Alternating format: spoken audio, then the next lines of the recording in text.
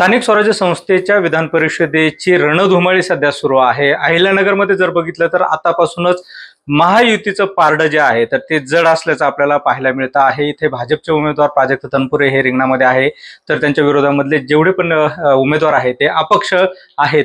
नेमकी हे चित्र कसं असणार आहे, शिंदे सेनेची यामध्ये नेमकी भूमिका काय असणार आहे, हे आपण बोलणार आहोत. आपल्यासोबत ज्येष्ठ नगरसेवक आहेत शिंदे सेनेचे बाळासाहेब बोराटे. आपण खरं तर तुम्ही पहिल्यांदा जर बघितलं तर सर्वाधिक वेळा तुम्ही मतदान केलेलं आहे. साधारणतः किती वेळा मतदान केलं आणि काय परिस्थिती राहील तुम्हाला वाटते इथली? ही माझी मतदान करण्याची 5वी वेळ आहे. म्हणजे आता 91 पासून मी मतदान केलंय. ज्या वेळेस विधान परिषदेच्या निवडणुका झाल्या त्याच्यामध्ये मी मतदान केलेलं आहे. आणि निवडणुकीचं चित्र एकंदरीत महाविकास आघाडीचा उमेदवार अधिकृत नसल्यामुळं ही निवडणूक 100% बिनविरोध होण्याची दाट शक्यता आहे. आपल्याला काही पक्षाकडनं काही आदेश आलाय काय नेमके? आता आमच्या पक्षाचे जे नेते आहेत एकनाथभाई शिंदे, हा जो आदेश देतील त्याप्रमाणे आम्ही काम करणार आहे. दुसरीकडे जर महाविकास आघाडीला उमेदवारच देता आला नाही, काय नेमके कारण वाटतात, काय नेमकं तुम्ही सांगा?